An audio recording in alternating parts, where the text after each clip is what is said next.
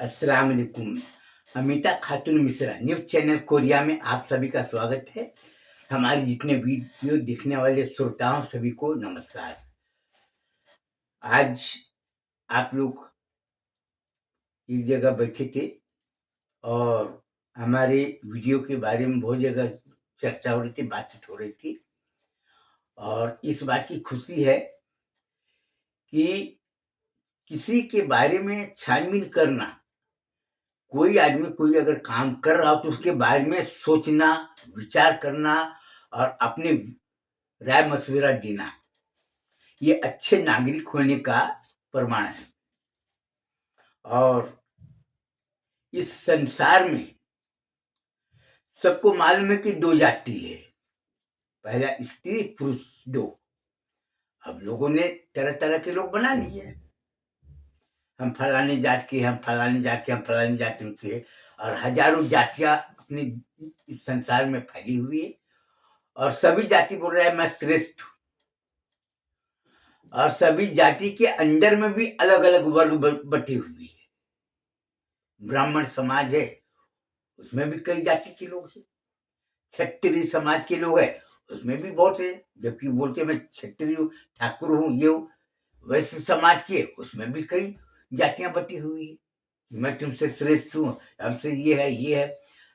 वैसे ईसाई समाज में भी है, बौद्ध समाज में भी है और पारसी समाज में भी है, इधर सिख समाज में भी है, आदिवासी समाज में भी है और मुस्लिम समाज में भी है। यानी सभी समाज, कोई समाज नहीं बोल सकता कि मैं तना एक हूं। यहां तक कि मुसलमान बोलता है मैं अल्लाह को मानने वाला हूं, हमारा अल्लाह एक, हमारा नबी एक, लेकिन उसमें भी कई जातियां बटी हुई है। और जातियां ऐसी बटी हुई है कि अगर उसकी गहराई से अगर अध्ययन किया जाए तो बोलेगा ये तो कुरैशी वाला है, ये तो जुलाहा है, ये तो बेहना है, ढूंढने वाला है, ये है ये। अबे तू तू क्या बात करता है, मैं कोई ऐसे थोड़ी। वो बोलता है मैं पठान हूँ, कोई बोलता है मैं सैयद हूँ, कोई बोलता है मैं शेख हूँ। सब अपने अपने दावा कर रहे हैं। और सच्ची बात बोलने की जब बात आती है तो सब पीछे हट जाती है और लड़ाई झगड़ा करना अपनी शान समझते। क्या बोलते, अबे तू मेरे को समझता क्या है, तू जानता है मैं कौन हूं और मैं क्या कर सकता हूं। वो बोलता है अबे तेरे जैसे मैं बहुत दिख लिया, समझ गए, अपने आप को बहुत ज्यादा होशियार समझता है। वो बोलते है साला चूतिया देख लो, अपने आप को अक्लमंद समझता है, सबको चूतिया समझता है। अरे हमको बात क्या करना चाहिए इसके ऊपर में कोई नहीं बोलता। कोई नहीं बोलता कि तू कुरान से नहीं पढ़ा है, मैं ज्यादा पढ़ा हूं। तो आदमी सोचता कि भाई तू ज्यादा पढ़े, तुम्हें को सुना, ये बात कोई नहीं बोलता। अबे तू नमाज पढ़ता है, मैं इतना नमाज पढ़ता हूं, तूने नमाज पढ़ा। यहां पर क्या होता कि अगर बोलता कि मैं इतना नमाज पढ़ता हूं तो सामने वाला को पूरी दुनिया बोलता कि वो तो बोलता है मैं 5 वक्त नमाज पढ़ता हूं, तू नमाज पढ़ता क्या। यहां पर खोजबीन चालू हो जाएगा। अगर तू नमाज 5 वक्त पढ़ता तो बता दे कौन सी मस्जिद में पढ़ा। हम उससे जाकर पूछेंगे तो डर के मारे बोलेगा नहीं नहीं नमाज छूट गया, हम अपने घर में पढ़ लिए। घर में बोलेगा मैं नमाज पढ़ लेते भले ना पढ़ाऊ। आज झूठ बोले की ये परंपरा ऐसी बढ़ गई है और दूसरे की बुराई करना अपनी शान समझती। और जहां पर अगर कोई भी कोई बात अगर किसी से विचार विमर्श करने की बात आए तो हमेशा अपनी टांग अड़ाएंगी। मैं जो बोल रहा हूं वो बिल्कुल सही है, वो क्या जानता, क्या बोल रहा है, ताकतवर दिखा रहा है, बोला मैं जो जानता हूं मैं बोलता है वो बिल्कुल सही है, बाकी सब झूठी है। तो लोगों में गुरूर, अहंकार और दौलत का नशा कूट कूट के भरी हुई। अगर कभी किसी से अगर कुछ बात पूछा जाए तो सरलता सहजता से जवाब देना चाहिए, नहीं देगा। और गांव वाले सीधे साधे होते हैं, जो गांव में रहते हैं, छोटे छोटे नगरों में रहते हैं, छोटे छोटे शहरों में रहते हैं, वो लोग नगरे वो लोग रहते हैं। अगर आज मदरसे की चंदा के लिए अगर किया जाए तो गांव वाले अपने सामर्थ्य के अनुसार भले 2 रुपया, 5 रुपया, 10 रुपया, 20 रुपया देगा, लेकिन जो दौलतमंद है सीटें अभी घर में नहीं है, बाद में आना। कब आएंगे पता नहीं, कब आएंगे, वो आएंगे। उसके बाद अगर सेठ भाई जी भी अगर मिल भी गए तो अरे कहाँ से आए, यहाँ से। अरे हम तो अपने इलाके में देखते हैं, बाहर वाले को देते नहीं, अगर आए हो तो चलो 100 रुपया लिख लो, जबकि उसकी दौलत अल्लाह ने उसको दिया, लेकिन उसको कोई लेना देना नहीं। और आज आलिम लोग, एक आलिम दूसरे आलिम को बोल रहा है कि अरे वो क्या जानता है यार, कौन से मदरसे से पढ़े, मैं फलानी मदरसे, मैं फलानी मदरसे, ये है वो है। लेकिन जहां पर सही बात बोलने की बात आएगी, बोले मैं नहीं करता, मैं नहीं आता। बड़े बड़े जलसे हो रहे हैं, बड़े बड़े माइक में बोलते हैं आज फलानी जगह पर जलसा होगा, फलाने बड़े बड़े मौलाना आ रहे हैं और औरतों को बैठने के लिए पर्दे का इंतजाम किया गया है, ये है, जरूर आना। अब वो बोलते हैं बयान सुनने जाओ, और फलाने नबी ने फरमाए थे, फलाने नबी ने फरमाए थे, ये फरमाए थे, ये बोलेंगी। जो काम की बात है वो बात नहीं करेंगी। अरे हमको अपने कौम के लिए क्या करना चाहिए, हमको अपने कौम के लिए ऐसा कौन सा काम करना चाहिए कि हमारी कौम के लोग परेशान ना हो। हमको ऐसा क्या काम करना चाहिए कि हमारी कौम में जो बेरोजगारी है वो दूर हो। हमको अपने कौम के लिए बर्बादी से रोकने के लिए क्या करना चाहिए कि हमारी कौम की लड़कियां, हमारी कौम के लड़के बुरे काम में ना फंसे। इसके बारे में कोई बात नहीं करता, सिर्फ अल्लाह का बात करे। अल्लाह ताला ये फरमाते, वो फरमाता है। आज हमने जो बातचीत हो रही थी, और बहुत से लोगों ने हमारे वीडियो को देखे, सब्सक्राइब किए थे, उसको डिलीट कर दिए। और हमने तो सबको पहले बता दिए भाई, हमारा पुराना नाम पंडित अजय नारायण मिश्रा है, हमारे बाप का नाम पंडित सोनू प्रसाद मिश्रा है, हमारे दादा का नाम पंडित ज्वाला प्रसाद मिश्रा है। अभी हमारा नाम मोहम्मद अजीज बख्श मिश्रा, हमारे बाप का नाम रहीम बख्श मिश्रा, और हमारे दादा का नाम जमालुद्दीन रखा गया है, लेकिन कंफर्म नहीं, इसका सबूत नहीं, क्योंकि कागजात में कोई रिकॉर्ड नहीं मिल रहा है। रिकॉर्ड नहीं, वैसे रख लिया वो ठीक है, लेकिन रिकॉर्ड नहीं है उसका। जो हमारी जमीन के जो कागजात में जो नाम लिखा है वो वही पुराने नाम। तो हम मदरसा खोले, और हम मदरसा क्यों खोले, दीनी तालीम के साथ साथ में दुनियावी तालीम भी हासिल करो, और सभी समाज के लोग पढ़ो। और हमने लोगों को बताए कि गुटखा खाना, तंबाकू खाना, बीड़ी सिगरेट पीना, ये सब बिल्कुल मैं सहन नहीं करूंगा। बोलेंगे मैं मदरसे में करूं, बाहर में हो चाहे अंदर में, हम सहन नहीं करेंगे। अगर तुमने ये काम किए तो हमसे मिलने की जरूरत नहीं तुम। आज लड़की की शादी होती है और बड़े घर के दिखते हैं, पैसे वाली दिखती है, उनके घर में क्या है, ये कमाई कितना करता है, जैसे वो अपने बेटी की शादी नहीं कर रहा है, बल्कि वो तिजारत कर रहा है कि हमारी बेटी कहाँ पर सुखी रहेगी, कैसे रहेगी, ये सब दिखता है। अब बोलते हैं हमारी बेटी के लिए कोई लड़का होगा तो दिखना, वो बोलता है हमारे बेटे के लिए कोई लड़की होगा तो दिखना, लड़की कैसी गोरी है, ये है, बहुत अच्छी है, स्वभाव कैसा है, बहुत अच्छी है, पढ़ी लिखी, हाँ बहुत, खाना पीना बना, हाँ बहुत अच्छा बना, लेकिन उसका चरित्र को नहीं देखती, उसका स्वभाव को नहीं देखती, उसका संस्कार को नहीं देखती, उसका सिद्धांत क्या उसको नहीं देखती।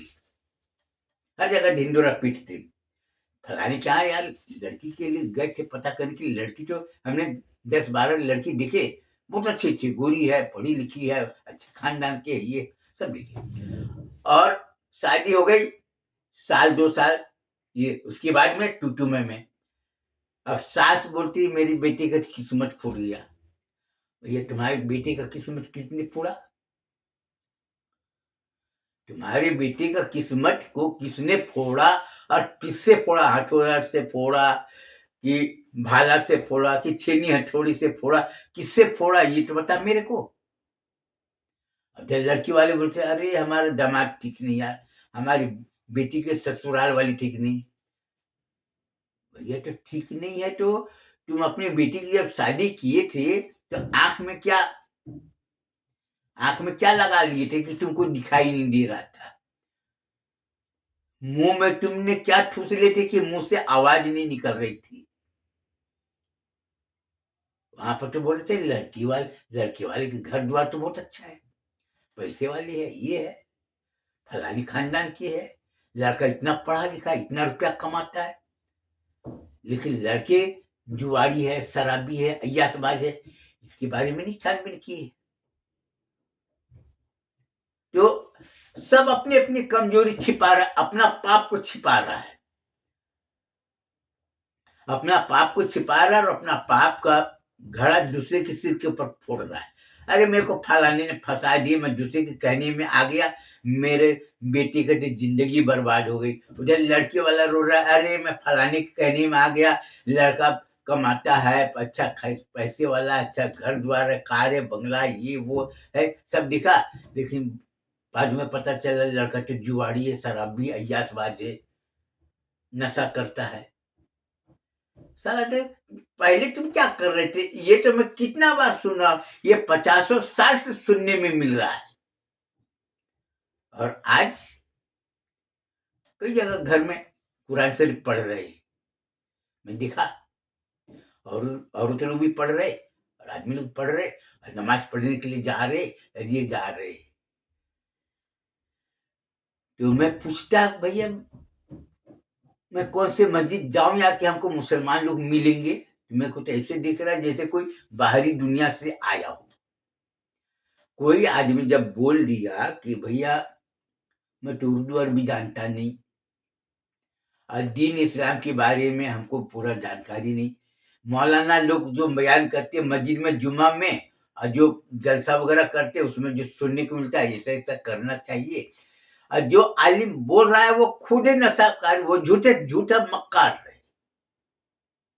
आज आप देखिए, जबकि कुरान शरीफ में हुजूर का फरमान है कि तुम वैसे गिरोह में मत रहो जिस गिरोह में झूठ, मक्कारी, धोखा होता, वैसे लोगों के साथ में मत रहो। तुम अपना अलग गिरोह बनाओ जिसमें हर तरह से पाक साफ के लोग रहे, जिसमें झूठ मिलने वाला ना हो, बेईमानी करने वाला ना हो, धोखा देने वाला ना, वैसा गिरोह में तुम रहो। ये मैं नहीं बोल रहा हूँ, वो बड़े बड़े जो मौलाना है ना वो बोल रहे, पीर साहब वो भी बता रहे, आलिम लोग वो भी बता रहे, मुफ्ती साहब वो भी बता रहे, ऐसा ऐसा करना चाहिए। तो मुफ्ती साहब से तो हमने 3 सवाल किए, आज तक कोई जवाब नहीं दे पाया, बोल ही नहीं रहा है। क्या सवाल किए कि जो आदमी दूसरे से कर्ज लेके दूसरे का माल को हड़प करके वो हज करने गया और वहां से आया, सबको तबरुक बांट रहा है, मैं हज करने गया था, मैं ये अभी जमजम का पानी लो, ये खजूर लो, ये है। जबकि मौलाना साहब बोल रहा है कि दूसरे का पैसा उधारी लेकर गया वो हराम है। दूसरे का किराए से घर लिया या दुकान लिया, अब मालिक बोल रहा है खाली कर दो, खाली नहीं कर रहा है, और वो हज करके चले आया, तो क्या है? हराम। हुजूर का फरमान क्या है? जो आदमी दूसरे का माल संपत्ति को हड़प कर लेता हो, दबा लेता हो, वो हमको चाहने वाला नहीं है, इसका पहचान है। जो हुजूर से मोहब्बत करेगा वो क्या करेगा? नहीं नहीं मैं तो आशिक रसूल हूँ, नहीं नहीं हमको तुम्हारा पैसा नहीं चाहिए भाई, अपना ये लो, हमको तो अल्लाह के सामने मुंह दिखाना है और किसी को पता चलेगा हमने। तो आज जाकर देखो, ये देखने को कहाँ पर मिला है? गांव में। छोटे छोटे शहरों में, छोटे छोटे नगरों में। अब बहुत से गांव वाले बेचारे लोग मौलाना साहब है ये करते, अरे भैया अपने को नहीं चाहिए। समझिए, कोई देख लेगा तो हमारे पर उंगली उठाएगा और बोलेंगे जो मौलाना, जो आलिम झूठ बेईमानी का मार खाता उसके पीछे नमाज पढ़ना जायज नहीं। नहीं नहीं, अपने को नहीं चाहिए। जो गरीब लोग है, जो बड़े बड़े लोग है, वो बोलने को जवाब है। आज आप देखो कितने साल के बाद आज बिहार में, महाराष्ट्र में चुनाव हुए, कौन, पटन, और उन्होंने अच्छे अच्छे काम किए। मौलाना असदुद्दीन ओवैसी साहब है, हमारा उससे न तो जान पहचान हुआ है, न हमारा कभी आमना सामना हुआ है, और उससे हमारा कोई नाते रिश्तेदारी भी नहीं है, लेकिन काम अच्छा करता है तो हम उसको बोलेंगे। और हम सभी के लिए दुआ करते हैं कि हम सब मुसलमानों को हक और इंसाफ के रास्ते पर चलने की तौफीक दे, दुआ करते हैं। लेकिन अगर जो आदमी हक और इंसाफ के रास्ते पर नहीं चल रहा तो उससे अपना दूरी बना, पहले उसको वार्निंग दो, देख भाई तू अगर इस्लाम के खिलाफ जाएगा तो हम तुम्हारे साथ नहीं रहेंगे। तो अगर उसको मोहब्बत है, अब देखो हमसे कई लोगों ने पूछे कि अजूबा भैया ये बता मेरे को कि इस्लाम में चिकन खाना जायज है, मछली खाना जायज है, बकरे का गोश्त खाना जायज है, भेड़ी का गोश्त खाना जायज है, गाय का गोश्त खाना जायज है, लेकिन तुम मदरसा में किसी को करने नहीं देते। सवाल उन्होंने कई लोगों ने हमसे पूछे। मैं बोला बहुत अच्छी बात है भैया आपने पूछी। हमको ये बताओ कि कितने लोग हैं जो बोलते हैं कि कुरान शरीफ में हमारा ईमान है, उस सबका नाम मेरे को बता दो, मैं उससे जाकर पूछूंगा, या मेरे को मस्जिद में बता दो, मैं मस्जिद जाऊंगा जुमा की नमाज पढ़ने के लिए, तो मेरे को मिला दो कि कितने मुसलमान है, उससे मैं मिलूंगा। बोले तुम कैसी बात कर रहे हैं? बोला हाँ, जब मदरसा कोई भी खुलता हो तो सभी लोग कुरान शरीफ की तालीम देते, चाहे वो कोई भी जमात का, अहले हदीस हो, बोहरा समाज वाला हो, जमात इस्लामी वाला हो, तबलीगी जमात वाला हो, सुन्नी जमात वाला हो, और कोई भी जमात वाला हो, जो कुरान शरीफ की बात करेगा, अपने अल्लाह की बात करेगा, अपने नबी की बात करेगा। अब मैं ये बोल रहा हूं कि भैया कौन से नबी ने बोला कि दूसरे का माल को हड़प कर लेना वो तुम्हारे लिए जायज है? हमको ये बता दो कौन से नबी है, कौन से हदीस है? कोई बात ही नहीं करता, बोले क्या अंट संट बकते रहता है। तो जब तुम इतना जानते हो तो हमने ये बोला कि यहाँ पे जो आस पास में जितने मुस्लिम है मस्जिद बनाए हो, इमाम साहब को तनख्वाह कितना देते हो ये तो बता। मैं, कोई बोलता 8,000 रुपया, कोई बोलता 10,000 रुपया, कोई बोलता 12,000, कोई बोलता 15,000 रुपया। आज की जो महंगाई है वो कितना है? मुअज्जिन साहब को तनख्वाह कितना देते हो? 8,000 10,000 रुपया, उससे ज्यादा नहीं। आज महंगाई कितना है? और तुम अपने बेटे की जब शादी करते तो पैसा तो बिल्कुल लुटाते हो जैसे कि कोई बड़े राजा महाराजा बड़े सेठ घराने का लड़का। वो नाचने वाली को दे रहे, वो नाच पड़ रहे, ये लो 100 रुपया, 50 रुपया, 500 रुपया, 200 रुपया, और नाच कव्वाली गाने वाले को। और क्या क्या होता है मैं तो खैर मेरे को तो खैर पता नहीं है, क्योंकि हमको शादी में जाने देते नहीं, इसलिए मुझको पता नहीं। लेकिन दूर से देखे ये फलाने ये लोग पैसे, लेकिन वही मस्जिद की जब इमाम साहब को तनख्वाह देने की बात आती है तो बोलते गरीब है, पैसे नहीं हमारे पास में, सभी लोग। और लोगों की बातें सुनो तो खूब बड़ी बड़ी, औरतों की बातें सुनो बड़ी बड़ी बड़ी बातें, नमाज पढ़ती है, ये करती है, ये मोबाइल कैमरा है, ये सबको अभी 2010 के बाद में ऐसे से मोबाइल निकले हैं और कैमरा निकले हैं कि वीडियो रिकॉर्डिंग करती है। और कैमरा खैर बहुत पहले से निकला हुआ है, लेकिन अभी सब मोबाइल ऐसा निकल गया कि वीडियो रिकॉर्डिंग कर सकते हो, कोई आदमी चुपके से कोई बात कर रहा है, फोटो खींच सकते हो, उसमें कैमरा लगा हुआ सब कुछ। तो बड़े बड़े दरगाह में जाकर देखो, सब लोग जाते हैं, फातिहा करते हैं।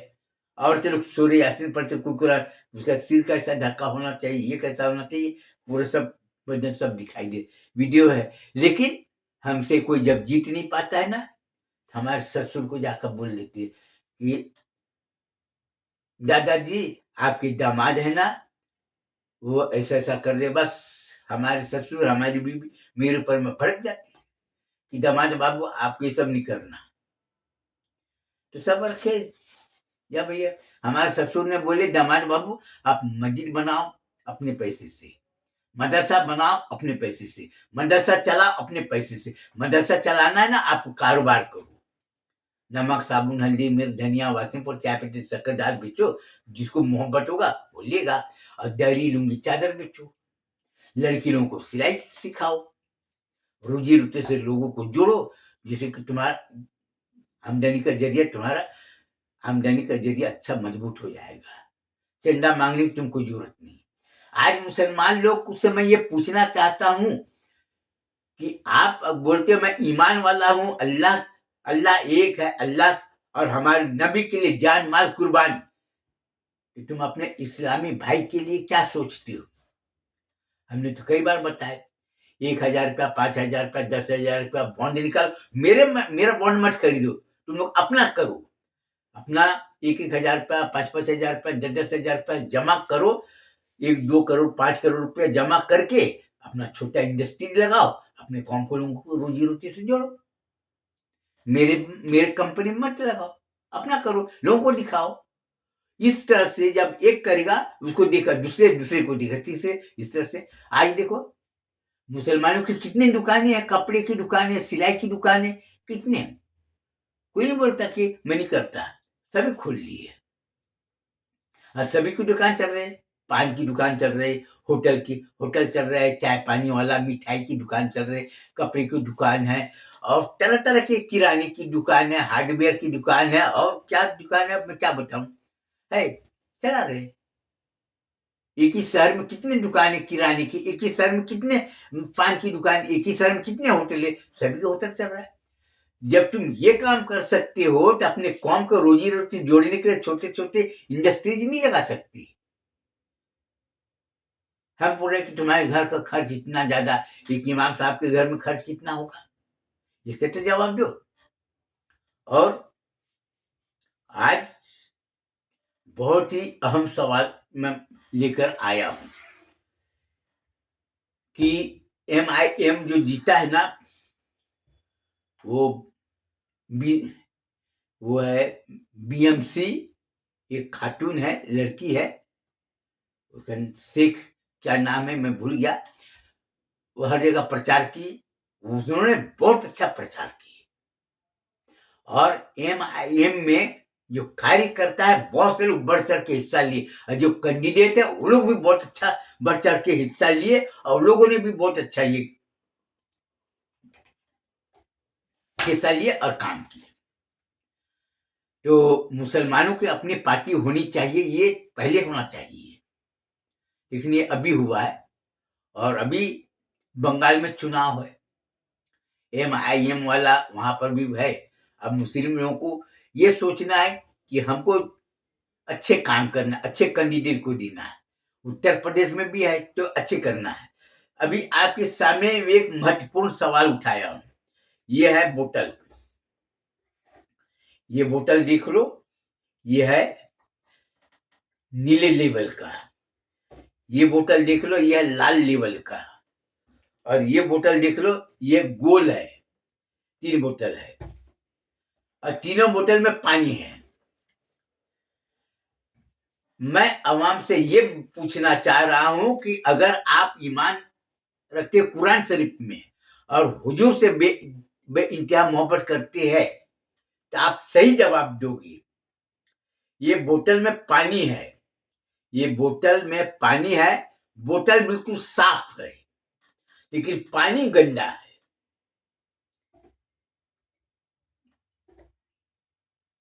ये बोतल बोतल साफ, अब पानी भी साफ नहीं। हमारा कहने का मतलब ये है कि पानी साफ है, अब बोतल बोतल गंदा है। ये बोतल में पानी साफ है, अब बोतल गंदा है। और ये बोतल में क्या है कि पानी गंदा गंदा है और बोतल साफ है। और ये क्या है, बोतल भी साफ है और पानी भी साफ है, दोनों साफ है। तो किसी आदमी को पानी प्यास लगा है, तो पानी अगर मांगा तो आपको बोल रहा है कि भैया बोतल गंदा है, तो क्या वो पानी साफ है, देख लो पानी बिल्कुल साफ है। मैं झूठ नहीं बोल रहा हूं। कोई भी आदमी हो आपको ये बोलेगा मैं झूठ नहीं बोल रहा हूं, ये बोतल गंदा है तो क्या हुआ, पानी साफ है, देख लो। दूसरा आदमी बोल रहा है कि भैया बोतल बिल्कुल साफ है, मैं झूठ नहीं बोल रहा हूं, लेकिन पानी के बारे में नहीं बोल रहा कि पानी साफ है कि नहीं है, नहीं बोल रहा है, भाई ये पानी पियो। और तीसरा आदमी बोल रहा है कि भैया बोतल भी साफ है और पानी भी साफ है। आपको खुद सोचना कि पानी भी साफ है, बोतल भी साफ है, आपको पानी प्यास लगा है, ये 3 बोतल में से कौन सा पानी आप पीना पसंद करेंगे? आपको पानी प्यास लगा है, कोई आदमी पानी दे रहा है, तो ये है पानी भी साफ, बोतल भी साफ। ये बोतल में क्या है कि पानी साफ है, बोतल गंदा है। और ये बोतल में क्या है कि बोतल साफ है, नहीं बोतल गंदा है और पानी साफ है। तो आप कौन सा पानी पीना पसंद करेंगे, ये हमको बताओ। आप कई कैंडिडेट राजनीतिक पार्टी में खड़े होते हैं, क्या बोलते हैं, मुस्लिम खड़े हो गए, ये खड़े हो गए, ठीक है ना। तो मुस्लिम जो कैंडिडेट खड़ा है तो उसका किरदार, उसका चाल चलन, उसका संस्कार कैसा है, ये आप नहीं देखते हैं। अरे अपने वाले ना मुस्लिम है ना, ये है ना, अपने मुस्लिम को वोट दो। उसका चाल चलन, चोरी चमारी, गुंडागर्दी, लूट मार, वो उसको कोई नहीं दिख रहा है। दूसरा कैंडिडेट खड़ा है, यार वो मुस्लिम है ना, वो बिल्कुल साफ है, लेकिन पार्टी कौन है, जो इस्लाम को मिटाने वाला पार्टी है, उसके साथ में खड़ा है ये। और क्या बोल रहा है, उसका चाल चलन अच्छा है यार, वो अपने कौम का है, ये है, तो उसको वोट जरूर देना। और तीसरा क्या है, पार्टी भी अच्छा है और कैंडिडेट भी अच्छा है, उसके ऊपर कोई इल्जाम नहीं, कुछ वो नहीं। तो आप वोट किसको देना चाहोगे, वो इस्लाम की तरफदारी करने वाला, इस्लाम के पक्ष में बोलने वाला, मुसलमानों के पक्ष में बोलने वाला, लड़ने वाला, काम करने वाला है। ये बताओ कि आप किसको वोट दोगे। आज मुसलमान के भेष में बड़े बड़े आलिम घूम रहे, मुसलमान के भेष में शैतान, आलिम के भेष में शैतान, जो कि तुमको बेच के अपना मतलब सीधा करने के लिए अपना घूम रहे, उसकी मक्कारी आपको साफ दिखाई दे रहा है। हम मदरसा खोले है, कुरान शरीफ की, और बच्चे लोग जब कुरान शरीफ पढ़ते हैं, नमाज पढ़ते हैं और इल्म हासिल करते हैं, उसके बाद भी अगर वो पढ़ने के बाद में, इल्म हासिल करने के बाद में और अच्छे तालीम मिलने के बाद में भी अगर वो गंदे लोगों के साथ में रहता है, तो उसको इल्म हासिल करने से कोई मतलब नहीं। ठीक उसी प्रकार तुम्हारी बेटी है, तुम्हारी बेटी चाल चलन की अच्छी है, गोरी है, पढ़ी लिखी है, समझदार है, परिश्रमी है, सब कुछ, लेकिन तुम किस लड़के को दे रहे हो अपनी बेटी का निकाह, बड़े घर के, जुआड़ी, शराबी, अय्यासबाज, कुर्ता पैजामा सब है, पहना है सब ये। और दूसरा आदमी अपनी लड़की किसको दे रहा है, मेहनत करता है, सब कुछ करता है, लेकिन वो मेहनत करता है, हलाल की रोजी रोटी कमाता है, लेकिन ज्यादा आमदनी नहीं उसके पास में। वो बोल रहा है कि ठीक है भाई चलो नमाजी है, ये है वो। और तीसरा आदमी कौन है, उसका खानदान अच्छा, चाल चलन हर चीज के मामले में, और वो गरीब है, गरीब के साथ साथ में उसके घर में कोई बड़ा ना तो बंगला है, ना गाड़ी है, ना ये है, गरीब है भाई।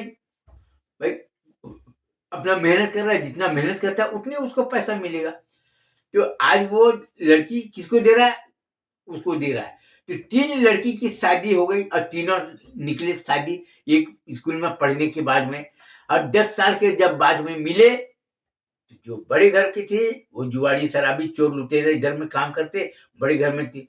और जो दूसरा था अपना मेहनत करता रहा इधर उधर, लेकिन वो भी। और तीसरा गरीब था, मेहनती में। ये तीनों को मिल कहाँ से आएगा? दावत जा रहे। आज ये बताओ कि अपने देश में जो मुसलमान है, ये आलिम लोगों ने बताया है कि मुसलमान लोगों का जो आदमी है उसका कपड़ा कैसा होना चाहिए।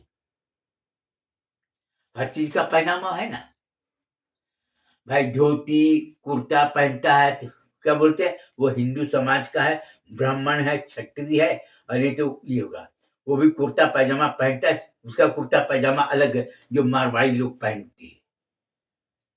सरदार जी लोग अपना अलग पहनते हैं। साउथ इंडिया वाले लुंगी पहनते हैं, शर्ट पहनते, वो अपना अलग पहनते, उससे पहनावे से पता चल जाता है ये साउथ इंडियन है।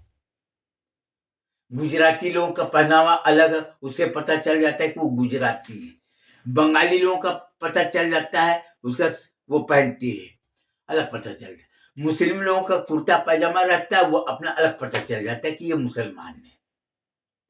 लेकिन आज सभी लोग एक दूसरे का ड्रेस को त्याग दिए, हाफ फुल पैंट शर्ट पहन लिए, ये पहन लिए, शेरवानी पहन लिए, अपना चलिए। कोई कुर्ता पैजामा, वो ड्रेस सब छोड़ दिए। तो तुम अपनी पहचान को तुम खुद मिटा दिए हो, अपनी पहचान को खुद मिटा दिए हो। और जो आदमी अपनी पहचान को मिटा देता है, और जो आदमी अपने कौम का, जो अपने रहनुमा का, जो हुजूर का जो फरमान है, झूठ बेईमानी नहीं करना, उनको छोड़ देता है, वो गड्ढे में गिर जाता है। बस मैं इतने ही मैं बोलना चाहूंगा। और अपने मदरसे में पढ़ने वाले बच्चों को यही बोलूंगा कि तुम तालीम हासिल कर रहे, अच्छी बात है। और मैं यही बोलूंगा कि तुम मदरसे में पढ़ाई करो, अच्छी बात है, लेकिन तुम अपना जिंदगी उज्जवल बनाओ, अच्छी जिंदगी बनाओ। और अपनी अच्छी जिंदगी बनाओ और अपने अच्छी जिंदगी के रास्ते पर तुम चलो, तभी तुम्हारा जिंदगी का मकसद पूरा होगा।